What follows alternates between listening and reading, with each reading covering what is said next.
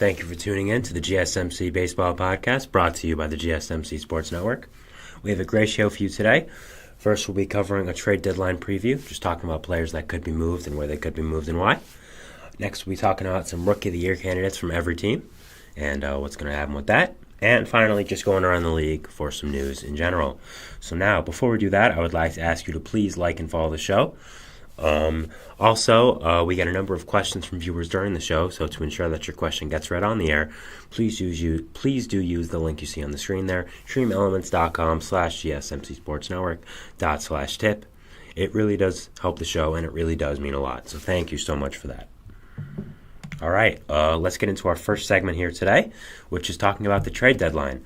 Now, I know it's a little early to be talking about the trade deadline, but, we've had a few trades happen in the past few days or so, and I just want to talk about what bigger trades could happen as the season goes on, maybe even some that could happen earlier than the trade deadline is happening and the date that it is scheduled for.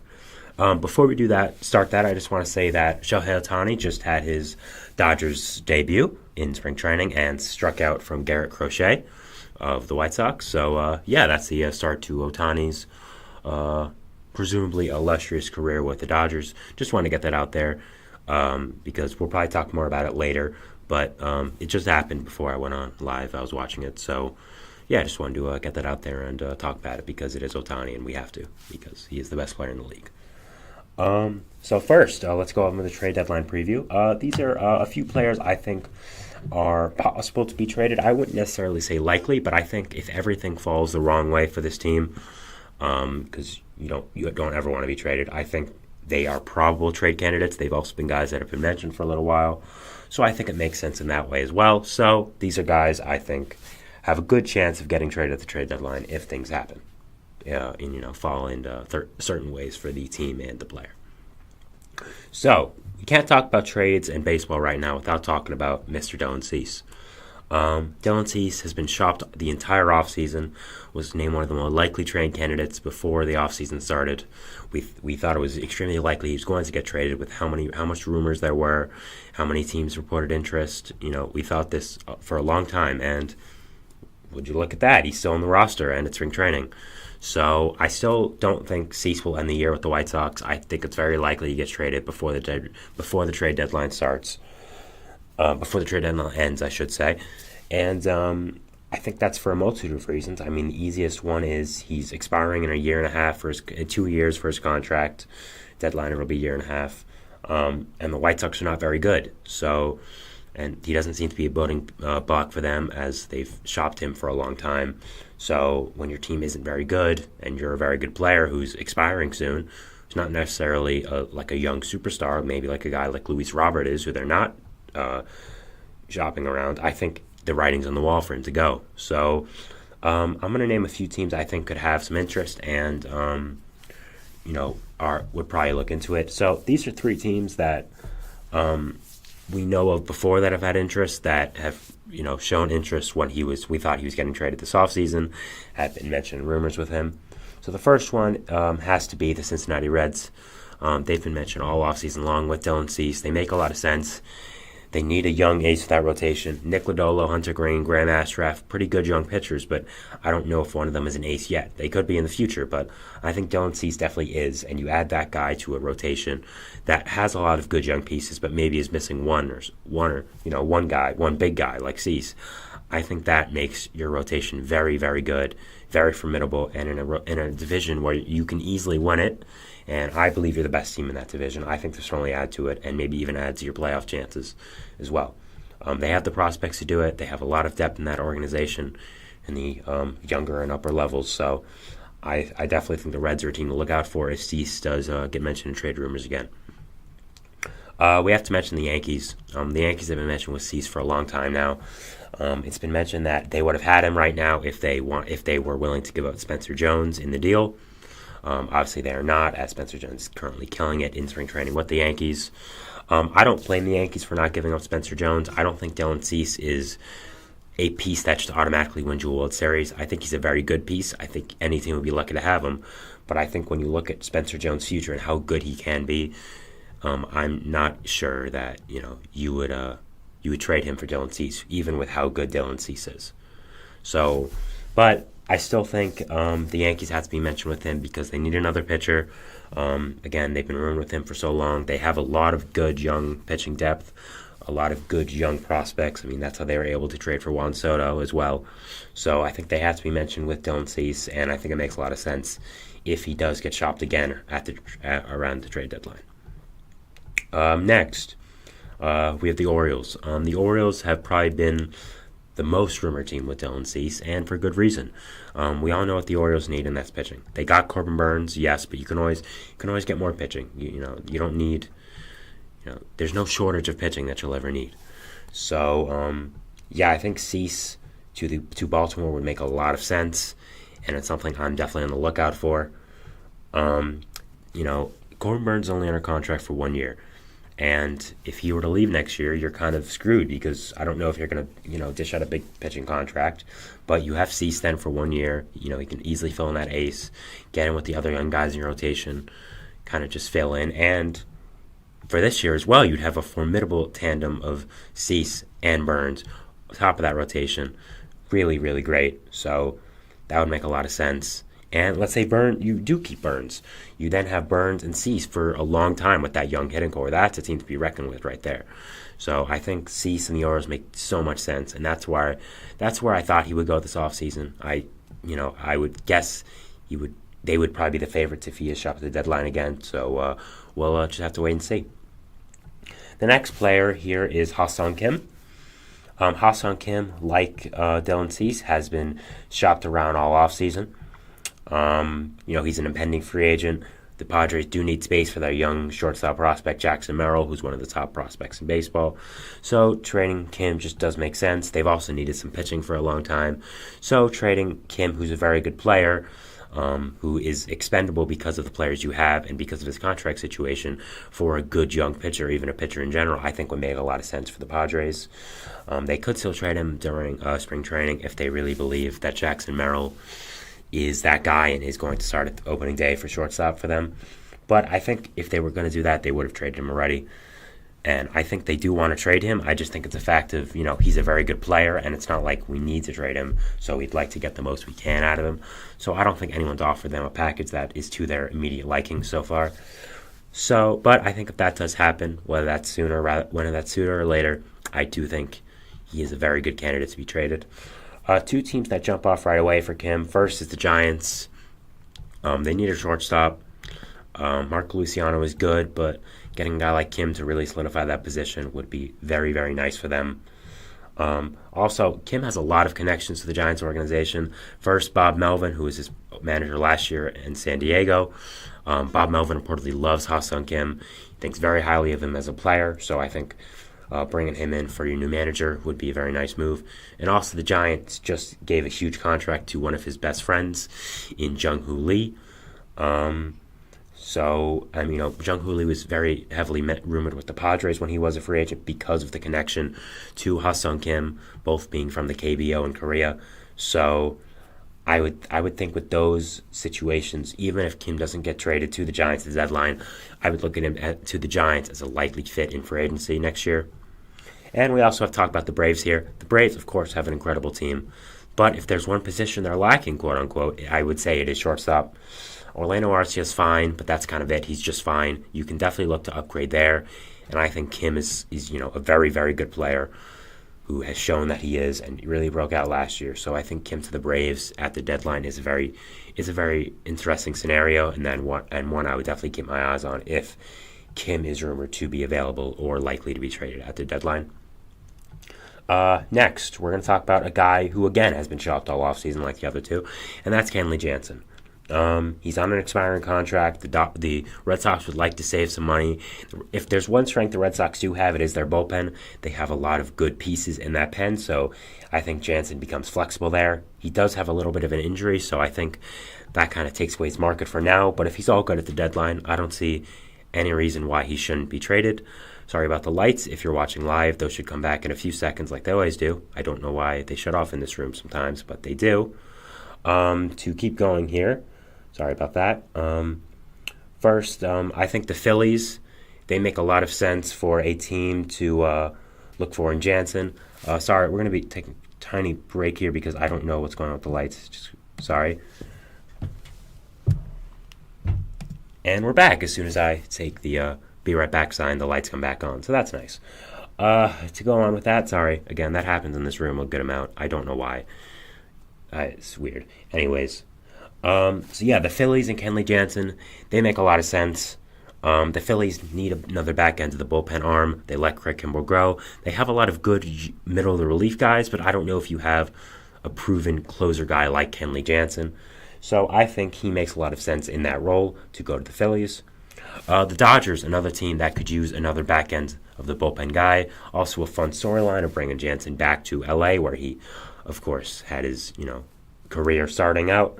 So I think that makes a lot of sense as well. So I'd look at those two teams as kind of immediate fits for Jansen. But at the same time, teams always need bullpen help. So if he is sharp at the deadline, which I assume he will be, I think really any team can look to get him. Any team that needs bullpen help. So, the market is kind of wide open for Jansen and the Red Sox.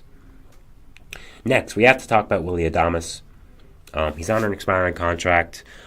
He's on a Brewers team that we don't really know if they're going to be rebuilding, retooling, or be really good. If he is not good, I think they could look to trade him because they do have a good amount of young infielders. He is on an expiring contract. I'm not sure how likely it is they re-sign him to a deal. For teams that are possibilities, I would look at the same teams that I mentioned with Ha-Seong Kim, the Giants, the Braves. Really another team if they have a injury at shortstop. I mean, one of the most famous examples is the Dodgers. Corey Seager hurt before the trade deadline, and then they made a blockbuster trade for Manny Machado. So, I think any team that needs an infielder at the deadline could look for Adames. So I think his market's pretty wide open. I'm not going to just kind of box it in with just a few teams. So Shane Bieber next. He's been mentioned in a long time for trade rumors, and I think he eventually does get traded by the trade deadline. He's on an expiring contract. He's, on a weird Guardians team where they don't really know what they're doing. They don't really know if they're going to be good or fully rebuilding and tanking. But yeah, he's on an expiring contract. I don't think they have the money to re-sign him. I think the Yankees make sense, the Red Sox, the Orioles, the Dodgers, really the teams we mentioned before. He is from LA, so I think the Dodgers could look to bring him back home. Really any team that needs starting pitching, which is always, that's always a need at the deadline. And I think Bieber could command a good prospect if the Guardians do falter and kind of then subsequently shop him as well. So I think that makes a lot of sense. Rhys Hoskins is next. We mentioned his teammate Willy Adames before. He's on an expiring contract, potentially, assuming he doesn't take his option, which if he has a good season, he will not take that option. He's pretty good. He's obviously coming off a season where he's fully injured, but he's not a pitcher, so I don't really think it should be that big of a deal. So I think if the Brewers do falter a little bit, not play that well, which I'm expecting personally, I think he could be a trade candidate. It didn't really make sense to me when they traded Burns right after signing Hoskins because I thought the two went hand in hand. Hoskins was a shine that they were okay trying to win the Central, but apparently not. Teams that can make sense for him: Giants, Mariners, Twins. Really any team that needs a power bat at first base or DH, which is a lot of teams. But I thought those teams really stood out because they needed a power bat, and they probably are going to be competing at the deadline. But again, really the same. Really any team that needs a power bat. And finally, we have to end off with someone who is easily the most high-profile player on this list, and that has been mentioned in trade rumors for a little while now. It is Pete Alonso. As a Mets fan, it is very hard for me to talk about Pete Alonso being traded, but there are some merits to it, unfortunately. He is on an expiring contract. The Mets have not made that big of an effort to re-sign him.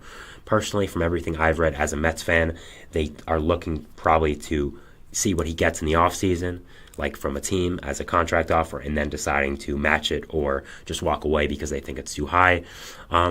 We know the history of first baseman getting huge contracts. It doesn't usually end well. So I think that's something you have to take into consideration. The Mets are obviously not going all out for a World Series. I think they're a pretty good team, but again, they're not trying to go all out for a World Series.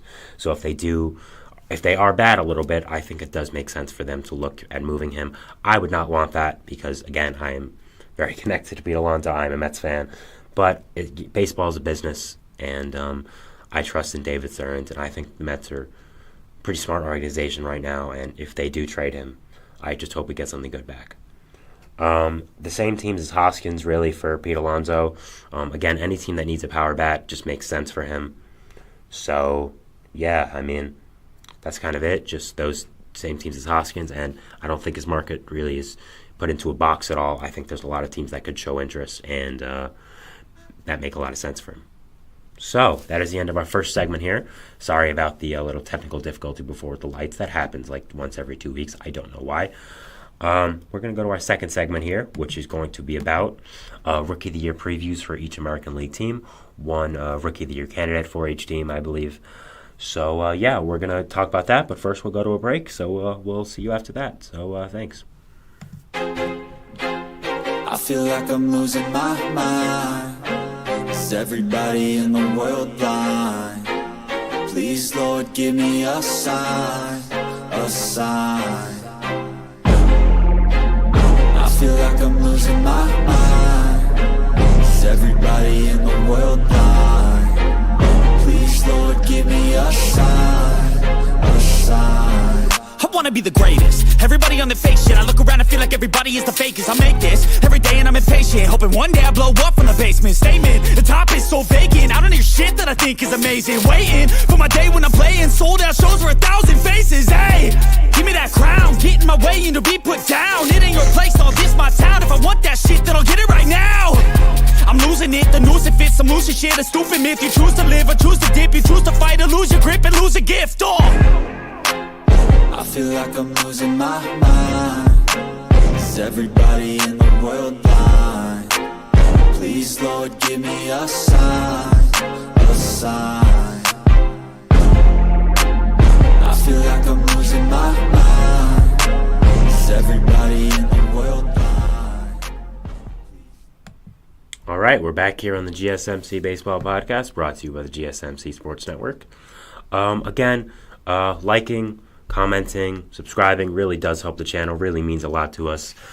Tipping as well, streamelements.com/GSMC Sports Network /tip. It really would mean a lot to us. It really helps everyone. So thank you so much for that. All right, we're going to go to our second segment here, as I said, and it is going to be talking about Rookie of the Year previews, specifically one candidate from each team that could be in the Rookie of the Year race. Now, I know it's kind of early to talk about awards. I'm gonna have a full show dedicated to it at some point closer to the start of the season, talking about my award predictions and favorites and previews and stuff like that. But I've talked a lot about young players in this channel and my live streams and recordings, so I think it only makes sense to talk about Rookie of the Year favorites for these teams. And yeah, I really I really want to talk about it. I'm excited too. So yeah. Let's get started here. First team we're going to be talking about is the Yankees, because we have to start with the Yankees. So the first player I'm going to be talking about for the Yankees is Austin Wells. I do think he is the most likely Rookie of the Year candidate for them. Obviously, it would be Jason Dominguez, but he is hurt and he's out for an undetermined amount of time. And I think Austin Wells is a very good player. I think he easily has the top catching role right now for the Yankees. He's been a top prospect for a little while, and it makes sense for him to be a Rookie of the Year candidate. He's a power-hitting catcher, switch hitter, needs to work on defense a little bit, but that's the same for every young catcher, really. But he has a great bat, and I think there's a really bright future for him. So yeah, I'd look at Austin Wells as the guy to watch right now for Yankees Rookie of the Year candidate. He's very, very good. And I'm looking forward to seeing what he does this year. Next, we have the Orioles, and I've talked about him a few times on this channel.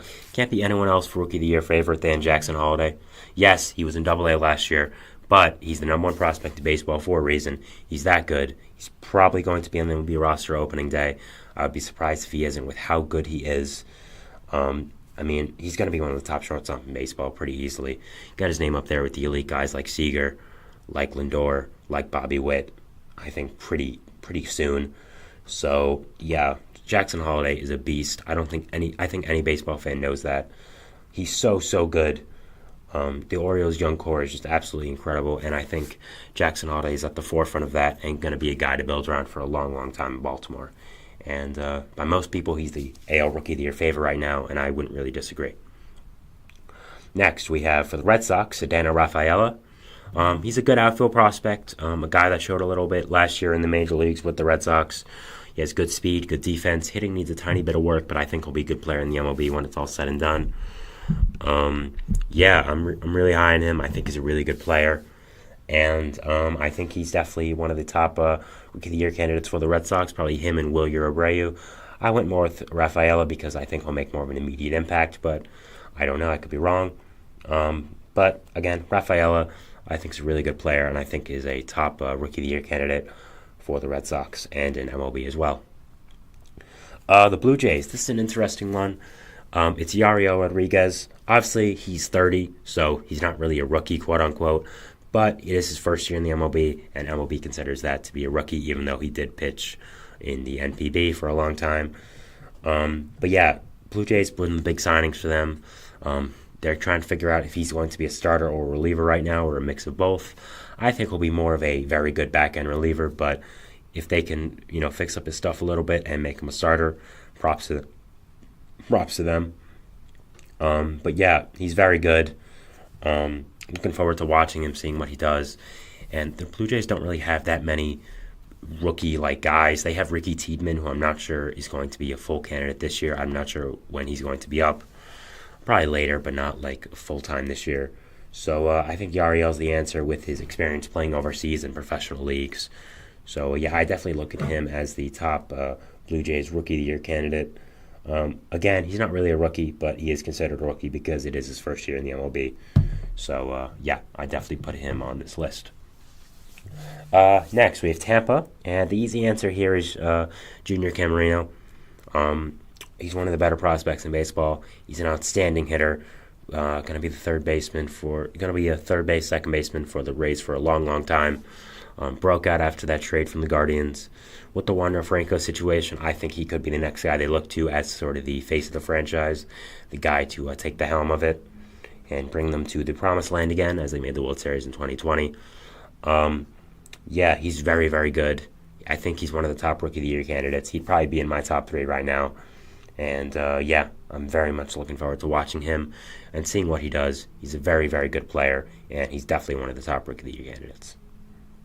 That's the end of the AL East now. We're going to move to the Central. And the first guy for the Guardians, you know who it is. I've talked about him a few times now on this channel, Kyle Manzardo.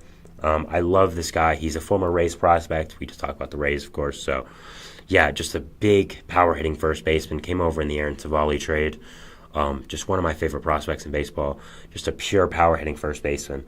I think something the Guardians have needed for a long time now. Maybe even since Mike Napoli left all those years ago.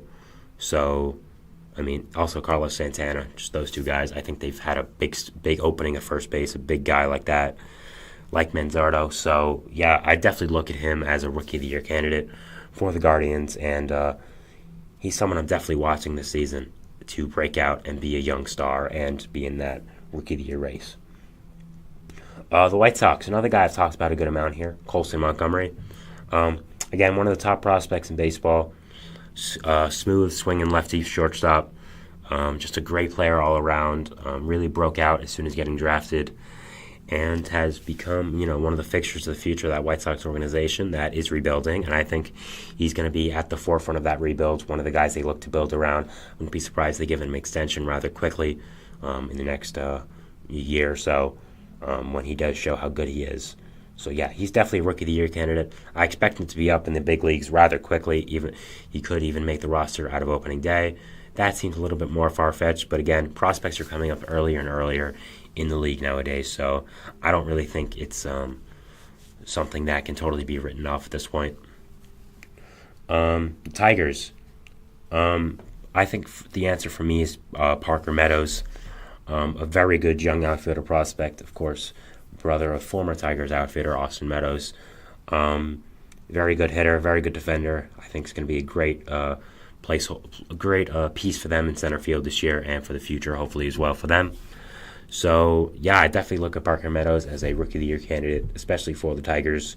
Very, very good player. Guy who has a lot of tools, a lot of intangibles, and looking forward to watching him with Detroit this year. Next, the Royals. There wasn't many options, as I said before. They have an okay team, but no huge big rookies since their guys have come up, like Vinny Pasquantino, like MJ Melendez, of course Bobby Witt. And I think the one guy you do have to mention here, I guess, is Nick Lofton. He's a nice little utility guy, makes some nice contact, I guess. Good fielder. Not really much else to say about him. He's kind of here because, again, I didn't really have many choices for the Royals. That's not really a diss against them. It's just a lot of their young talent that they had been breeding has come up, and the last regime wasn't the best with drafting. So you have to look at this right now as the guys for the Royals. So Nick Lofton, I guess, is the candidate for the Royals, but I wouldn't look at him as some guy to look at league-wide as a top candidate. Minnesota. This one's easy to me. It's Brooks Lee. Brooks Lee has a really good chance of making the roster opening day for Minnesota. Very good shortstop prospect. Can add into that very good young Twins infield with Eduardo Julian, with Carlos Correa, of course, Royce Lewis. I think Lee will play play second base right away. Create a very nice duo with Correa for a long time. And I'm very high on Brooks Lee. I think he's a really good player, and I love all the tools he brings and the intangibles as a player. So I'm really excited to watch him and see what happens with him and if he does make the roster on opening day. Moving on to the final division, the AL West here. First, we have the Astros. The first one is Gabe Kessinger. Not much to say about this. The Astros don't really have many prospects because they are a great team, and most of their prospects have come up already, like Yainer Diaz. Gabe Kessinger is considered a rookie, I still believe. He's a fine bench guy, but nothing really to talk about further. Just had to find a player for the Astros with where the roster is. Again, this is a good thing because they have so many good older players, but it's just where the situation is right now for the Astros. Angels. I think the answer here pretty clearly is Nolan Schanuel. Sorry if I not mispronounced that name. He was the first-round pick of the Angels last year, came up almost immediately after getting drafted with the Angels. They were trying to maximize that Ohtani window for the championship. And to a lot of people's surprise, hit really well. Had kind of a weird stance, kind of drew a lot of comparisons to Craig Counsell's stance back in the day, kind of really high up. But the strategy worked, and he hit really well. And I think he's looking like a prime Rookie of the Year candidate for the Angels. And, I'm looking forward to watching him and seeing what that Angels young core does. I've talked about it a little bit before, but I really like the Angels young core. I think they're kind of underrated. People kind of saw Ohtani leaving and didn't really give them the benefit of the doubt that they, or just kind of didn't look at them seriously. If they land Blake Snell, I think this can be a pretty good roster. Maybe not a roster that makes the playoffs, but a roster that definitely gives some teams some fits and competes in a way. So, I'm looking for Schanuel, and I think he's going to be a really good player. The A's next. Kind of same with the Astros. Not many players to think about this, but that's mainly because the organization is not very good right now. They don't really know what they're doing. I mean, they're about to change the franchise location, so they're kind of preoccupied with that. But I did pick Lazaro Armenteros. Nice outfield prospect. Strikes out a lot, but has good raw power, good speed. So, I'd look at him as a guy who maybe can break out and be a big piece for the A's. Maybe be a Rookie of the Year candidate if everything goes right for him. But I very much doubt it, as he's a fine player. He'll be a fine player for the A's for a long time, but no, not really a standout in a way. Mariners. To me, this is pretty clearly Emerson Hancock. The Mariners have so many good young pitchers, and I think Hancock is one of the better ones. He has incredible stuff, incredible natural athlete. I think he's a future ace in this league, and I'm really excited to see what he does with the Mariners. I would look at him as one of the top Rookie of the Year prospects if he can avoid injury. So, I love Emerson Hancock. I think he's really good for that Mariners future. I think he's going to be a really good pitcher. And, I'm looking forward to seeing what he does and seeing how that young Mariners rotation performs. We have the Rangers here. It was a tough pick between Evan Carter and my guy Wyatt Langford, who you guys know I love. But I went with Evan Carter. He showed more last year because he was up in the big leagues. I mean, he was starting in the World Series, so I don't know how you can get more big leagues than that. I think it makes a lot of sense to have Evan Carter at the top of your AL Rookie of the Year list. He's a very good player, very good young player who's going to be a face of that Texas franchise for a long time. Great hitting tool, just a great player all around, and I'm really looking forward to seeing what he does with the Rangers and how he does perform and how he plays with the future of that organization. So that is my second segment here. We're going to take a break. Before that, we're going to talk about our third segment after that, which is going to be about our Rookie of the Year previews. Basically what I just talked about, but switching up the teams a little bit. So we're going to take a break, but then when we come back from the break, we'll be talking about that. So thanks, and see you then.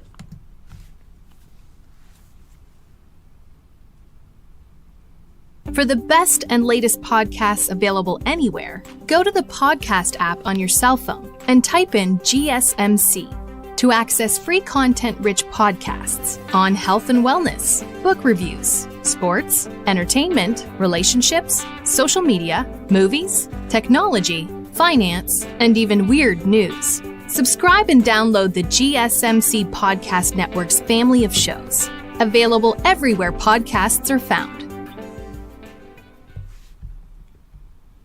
All right, we're back here on the GSMC Baseball Podcast, bringing you our third segment. We talked about it a little bit before, but NL Rookie of the Year candidates for each team.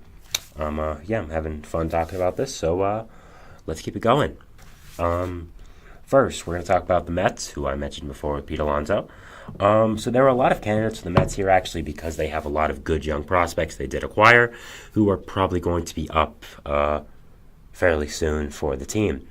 Guys like Jet Williams, Luis Angel Acuna, Drew Gilbert. But I went with a different guy who I think is going a little bit under the radar. And to me, that's Mike Vasil. Mike Vasil has a very good chance of making the big leagues this year. With the amount of pitching injuries the Mets have had, and with how close Vasil is to the major leagues, I think he could be a big candidate for the Mets rotation. And if he does perform very well, he could be a definite Rookie of the Year candidate. So, I'd definitely look at him as a guy who can fill in and play a significant role for the Mets and their pitching staff if there are injuries, or should I say when there are injuries, because it's baseball. There's a lot of injuries, especially to pitchers. So, I definitely look at Vasil as a guy who can fill in, be a very big part of the team next year, and I think he's definitely one of the top Rookie of the Year candidates for this team, and maybe even in baseball if he does perform better than I'm expecting. I'm expecting him to play very well, but, not to a Rookie of the Year candidate level. The Braves, for me, it is Hurston Waldrop. Waldrop was a guy who fell a good amount in the draft. I had him going pretty higher, much higher, I should say. Sorry, phrased that wrong. Much higher than where he actually did go in the draft, going 24th to the Braves. He could not have found a more perfect organization, though. He is from Georgia, grew up a Braves fan. He's very MLB ready. I think he's going to play a big part of this pitching staff for the Braves this year, whether that's in spot starts or a full-time bullpen arm or a full-time rotation arm even. I'm very high in him. I'm very high in what Hurston can do. And I think he's going to be up a lot this year. I think he's making big strides for the Braves and going to play a big part of their team going into the year. So, the Phillies. I went Mick Abel here. Mick Abel, I think, he's a very good starting pitching prospect for the Phillies. A guy that is definitely going to be part of the Phillies' future when it comes to pitching. They have needed some young pitching help for a little bit now, and I think Mick Abel can be a part of helping that, and is a good pitcher. So I'd definitely look at Mick Abel as a guy who can be a Rookie of the Year candidate if everything goes right for him and the Phillies, and just what's going to go on with that. So definitely look at him. Marlins, not many candidates here. The Marlins don't have that great of a farm system or a young hitting core, really. They have some good young pitchers, but a lot of them aren't rookies still, and some of them aren't ready for the big leagues yet, like Noble Meyer, like Thomas White. So I went with Jacob Amaya. Jacob Amaya is a light-hitting shortstop that they acquired from the Dodgers last year, but he's a very good defender. I think he's going to get more of a starting role this year because of the subtractions they've made to the team, and they want them wanting to go into more of a rebuild phase. Obviously, that could change with Tim Anderson being brought in, but I still see Amaya getting a lot of runtime at the infield spots and maybe even DH some days if they want to just get him in the lineup, see what he can do. Again, a very good defender, very good speedster. He just needs to work on that bat. If he can develop it more, I think he could definitely be an impact player at this level. So he's definitely someone I'm looking at to develop a lot more, make big strides, and maybe become a Rookie of the Year candidate. Finally, for the NL East, we have Dylan Cruz. There was a lot of candidates I could go here for the Nationals. I could have gone James Wood.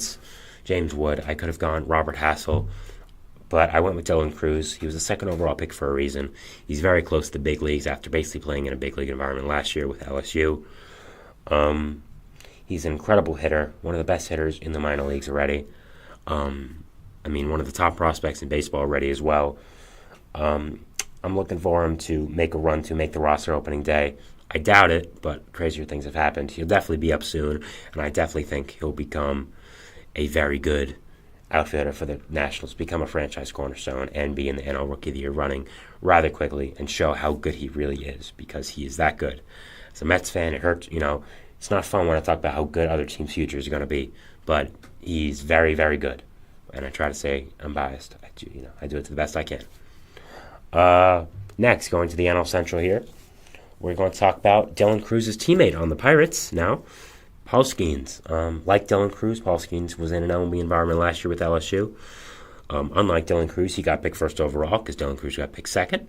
So that was nice. We didn't really know who the Pirates were going to pick, Skeens or Cruz. Obviously, in the end, they picked Cruz in the draft. So, yeah. I'd look at Skeens as a top Rookie of the Year candidate. I don't believe he'll start the year on the MLB roster, but I think after a few starts in AA or AAA, he's going to get a good amount of it down. He's going to get every day of it down and become a major league player very soon. His repertoire is insane. Great fastball, great slider. Might need a third pitch a little bit, but I think he has some good stuff already. Naturally, that's good. He just needs to make a little bit more of improvements because, again, he is a prospect. Paul Skeens, great player. Looking for him to be in the Rookie of the Year conversation rather quickly, even though he did just get drafted. And, I'm looking forward to watching him and seeing how his first year in the big leagues go and seeing if he can become an impact player straight away. Next, for the Cubs, we have a guy I've talked about so much on this channel. People might be getting sick of me talking about him. You know who it is. It's Pico Armstrong. I love this guy so much. He's such a good player.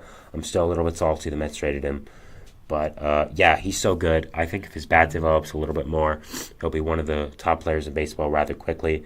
His defense is elite. His speed is elite. His tools are elite. So I think he's a great player and a guy, really looking forward to if you're a Cubs fan. So, definitely a guy to look out for and be in the Rookie of the Year conversation. I know he'll definitely be in mine. The Brewers, it has to be the newly extended Jackson Chourio. Has to be. They gave him a huge contract for a reason. He's a very good player. Probably the top prospect in baseball. You could argue him and Jackson all day, but I think it's very close. So, I definitely look at him as one of the top prospects in baseball. I definitely think he's going to make the roster opening day with the contract they just gave him. Even though he is young, you don't give him that contract because you think he's going to be good. You give it to him because he's going to be elite, because he's going to be a superstar. And I think the Brewers see that, and I think they want to give him every opportunity to make the opening day roster. And in the end, I think he does, and I think he will. Next here, we have the St. Louis Cardinals. It is their young shortstop, Mason Wynn. We talked about him a little yesterday after the Brandon Crawford signing in St. Louis to kind of mentor him. But Mason Wynn's a great player, one of the better defenders in baseball. He's going to be that as soon as he gets up, as soon as he plays a consistent amount of games. He was last year, even the little amount of games he did play. He is still considered a rookie, so that is why I have him here. If he can get that bat to above average, he'll be such a good player. That arm is incredible. That defense is incredible. He's a franchise guy at shortstop, the Cardinals hope. And I really like him, and I'm really excited to see what he can do at the major league level. The Reds, finally wrapping up the NL Central here. Sorry about that. Noelvi Marte, speaking too fast for my own self, kind of a New York thing. Speaking way too fast, I think you can realize it sometimes on the podcast. But yeah, Noelvi Marte is a great young player for the Reds. Acquired him in the big Luis Castillo trade a year or so ago. Is a great young infielder who's going to fill in a lot of positions. I think he'll be up. I think he's going to make a big impact on that team rather quickly, and I'm very excited. I'm very excited to watch him. Very excited to see what he does, and I'm just looking forward to him and what goes on with him. So definitely looking forward to Noelvi Marte and seeing what he has in the bag for us and seeing how we can impact this Reds team right away. Going to our final division now, it is the NL West. We're going to talk about the reigning NL champions, the Arizona Diamondbacks. To me, the answer clearly is Jordan Lawler for the Rookie of the Year. They drafted him very high for a reason because he's a very good player. He'll probably fill in at shortstop after a month or so in the minors, just getting a little, seasoning him a little bit more, getting him more adjusted to high-level pitching because he did struggle a little bit. And you have guys like Kevin Newman, like Geraldo Perdomo, who can fill in and be a fine stopgap until Lawler is ready. So I would expect him to be up soon. Just probably not make the MLB roster opening day. I could be wrong, but I think that's what's going to happen. I think he should make the MLB roster opening day. I'm always a fan of giving your young players a shot, but Diamondbacks definitely know more than me. I'm looking at him. The Dodgers next. This is a pretty clear answer. I mean, it's Yoshinobu Yamamoto. He's considered a rookie for some reason, just same as Yari Rodriguez. He played in the MVP. He was one of the greatest pitchers of all time in the MVP. He's 25. He's going to win Rookie of the Year in the NL. I would be shocked if he does not. He's so good. I can't talk enough about how good Yoshinobu Yamamoto is. That's why like 5 teams offered him $300 million after not pitching a game in the major leagues. So, he's going to win Rookie of the Year. He is considered a rookie for some odd reason. So, definitely looking at Yamamoto to be the Rookie of the Year favorite for not only the Dodgers, but for the entire league as well. The Giants. For me, it's DeMarco Luciano. A very good young shortstop they have in San Fran. Nice power hitting guy. They've been waiting a few years for him to come up, and I think this is finally the year he does. And finally the year. Sorry about that. Finally the year he becomes a fixture in the Giants lineup. He's very good. I feel like I've been saying that a lot about all these young guys, but most of these young guys are very good. That's why they're in this conversation, and that's why I'm talking about them right now. I would definitely look at Luciano as a guy who can be a Rookie of the Year favorite, especially, make a big impact for the Giants as a young player. So, that's something to watch here if you are the Giants or you're a Giants fan or a baseball fan. Mark Luciano and what's going to happen with him and what's going to happen to him for this year. Next, we'll talk about the Padres. It's going to be Drew Thorpe for me. Probably the second biggest piece in that Soto trade next to Michael King. A very good starting pitcher prospect who has shown why he's gone up the ranks a lot in the prospect world. He has great stuff. Really broke out with the Yankees in the minor leagues, and got traded to the Padres as part of this big trade for a reason. So, definitely looking at Thorpe as a guy who can be a big impact to the Padres pitching staff when he does come up. I think it'll be May or June. I'm really looking forward to seeing how his career trajectory goes, and I think Padres fans are as well, considering they traded him in exchange for one of the better players in baseball. So I think he has a lot of pressure on his hands right now. I think all the guys in that Soto trade do, and I'm looking forward to seeing how it goes.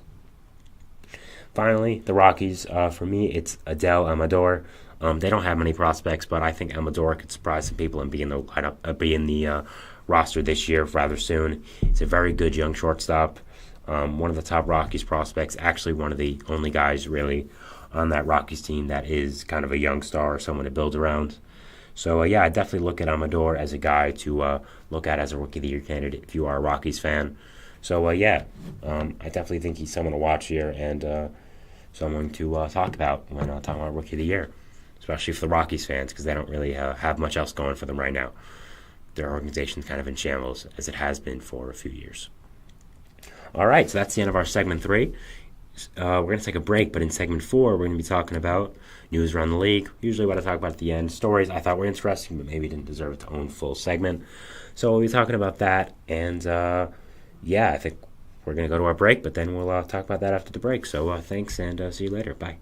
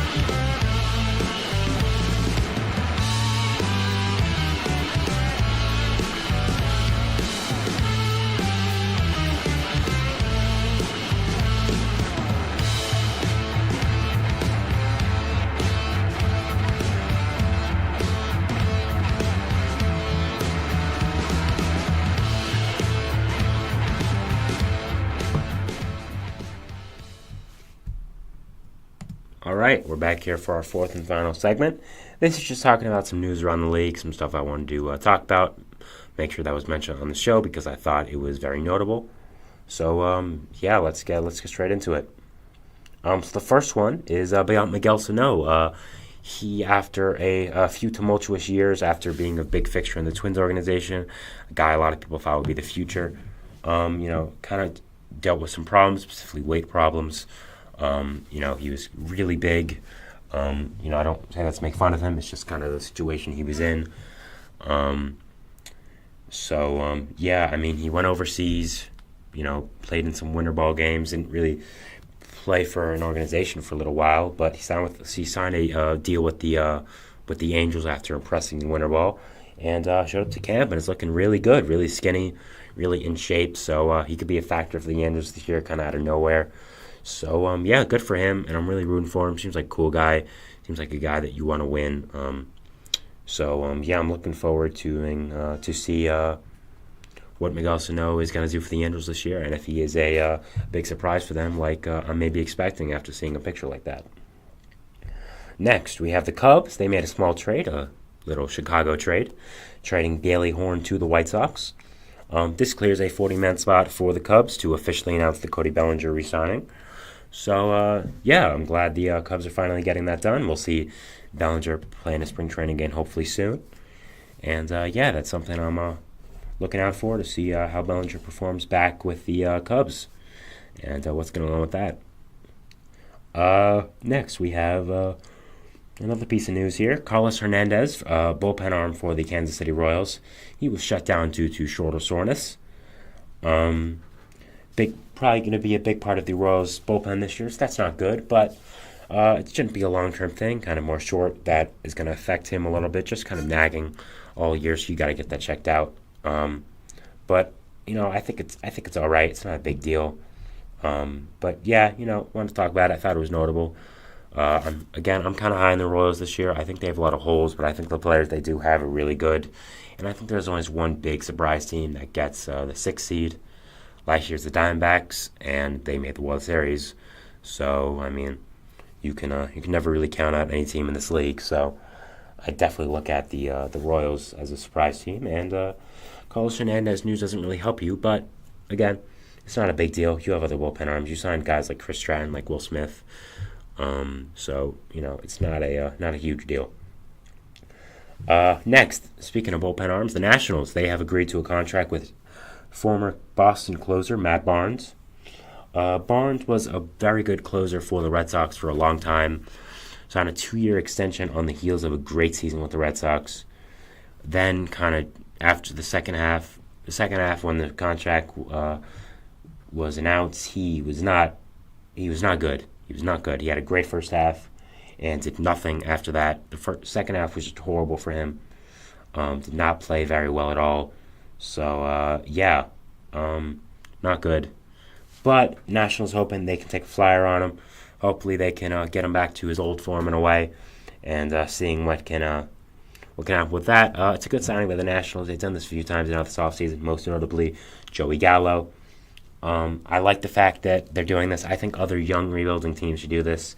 If the player sucks, he gets you a better draft pick because he'll probably lose you some games. And if he's really good, you have a guy to either build around or trade at the deadline for a bunch of prospects. So I'm always a fan of younger teams doing this. I think the White Sox have done it pretty brilliantly as well. So, yeah, I like what the Nationals are doing with the Matt Barnes signing and overall with signings like this in the offseason right now. Next, we have Harold Ramirez. He is apparently being shopped by Tampa on the trade market and could be a trade candidate in the near future. This makes a lot of sense. The Rays just signed Ahmed Rosario, of course, and Rosario probably is going to be taking a lot of at-bats against left-handed pitching, as he is a righty who hits left-handers pretty well. So that kind of takes away a good amount of at-bats for Harold Ramirez and what he brings to the team. So, yeah, I think it makes just logical sense for the Rays to be shopping Harold Ramirez. Yeah, I mean, it makes a lot of sense. I think if teams can have interest in him, he hits lefties well. Overall, good player. He had a nice season with the Rays last year. But you always have to be mindful because seasons players have with the Rays, they might not replicate with other teams. Because it is the Rays, they have some sort of secret formula where they can make players very good again. So you always have to take that into consideration when you're making a trade with the Rays. And I think teams will. But still a good player being shopped around by Tampa, so maybe we'll see some action there. We obviously just saw a former Ray being traded yesterday in Manuel Margot, so that's something to watch. Ke'Bryan Hayes today hit a grand slam for the Pittsburgh Pirates. Yeah, I mean, looking forward to a big season by Ke'Bryan. Nice start to it, hitting a grand slam. He's one of the young core guys for the Pirates. Signed a big extension last season. One of the better defenders in baseball already at third base. He's going to be for a long time. If he can get that hitting to a consistent level, he can be an extremely good player, a very, very good player. So, yeah, I'm looking forward to him potentially having a breakout season. And, let's get on with that. So, yeah. Chris Sale, he made his Braves spring training debut.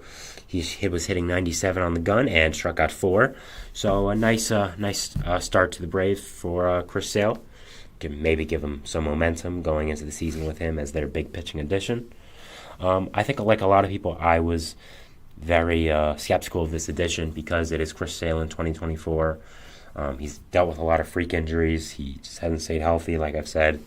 He's kind of regressed when he has been on the mounds, but Braves are a very smart organization. They know what they're doing. So if they believe Chris Sale can be the Chris Sale of old again, who am I to doubt them? So, looking forward to seeing Chris Sale in Atlanta and seeing what he does.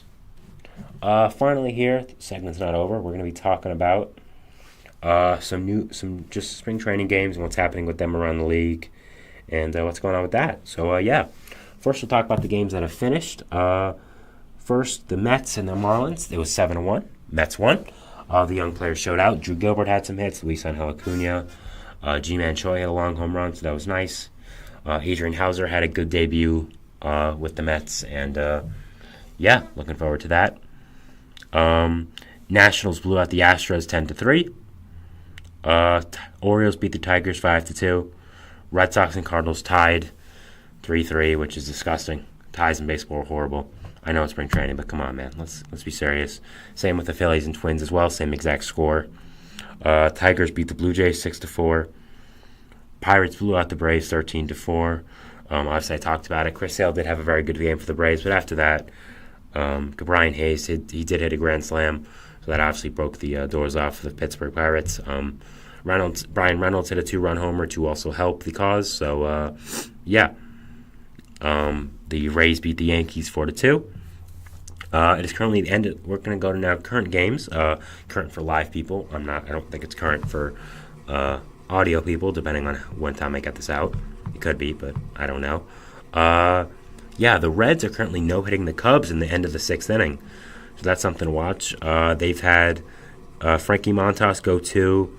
They then had, let me get the name, Connor Phillips go 2. then had Tony Santielian go an inning, and Zach Maxwell, who's a nobody reliever, I guess, also go an inning. So we'll see if they can get the no-hitter done. Probably won't be on stream, but we'll update you if anything does happen. We're ending in a few minutes, so I doubt that. The Rockies and Royals are in the bottom of the fifth. Bases loaded for the Royals, with Vinny Pasquantino at the plate. So we'll update you on if Pasquantino does something there. The A's are beating the Guardians 3-1 in the top of the fifth. Mariners are beating the Giants 7-5. Rangers are beating the Diamondbacks 7-2. Angels beating the Brewers 5-4 in the top of the fifth. And of course, we have to talk about the Dodgers game. Ohtani, had his debut with the Dodgers. First at bat, struck out from Garrett Crochet, who was throwing 100 on the gun. The White Sox, I forgot to talk about him a long time ago when I was talking about relievers turning into starters, but White Sox are stretching out Garrett Crochet, making him a starting pitcher, and I think that's something really interesting with the raw stuff he has. He has a lot of injury risk. He's already at Tommy John, so I'll see how it goes, but I'm very interested to see how that works out for the White Sox and see what happens there. But so Ohtani first struck out to Crochet, then hit it into a double play. His next at bat, so not the best start, but it's spring training. He's the best player in baseball. We know better to look into this very heavily. Pasquantino is still at the plate here. He walked actually with the bases loaded, so now it's 2-2 tie for Kansas City. We have Michael Tolbert at the plate for the Royals. So we'll see if he can do anything for the bases loaded. Tyler Tolbert. I don't know why I said Michael. Shortstop prospect for the Royals. Still a no-hitter going on with the Reds and the Cubs. So a nice start to Frankie Montas' tenure in Cincinnati. I've talked about him a few times in the show, how much I do love that contract, how much I thought it was a steal for the Reds, and I'm very excited to watch him in Cincinnati. I think they have a great young team. I've talked about this a few times now. This isn't incredible news, but I'm really looking forward to Frankie Montas in Cincinnati with that young pitching staff, with Lodolo, with Green, with Graham Ashcraft signing, with finding Nick Martinez, making him a starter as well. So something to look out for. So that's some recap of news around the league, as well as some spring training games. Nothing else is really happening right now. Tyler Tolbert, he's still at the plate.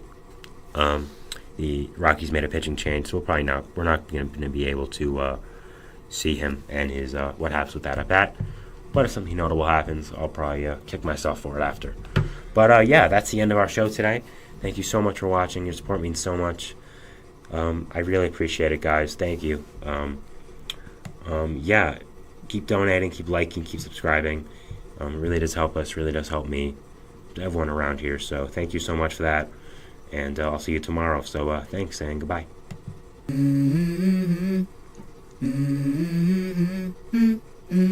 Let's go.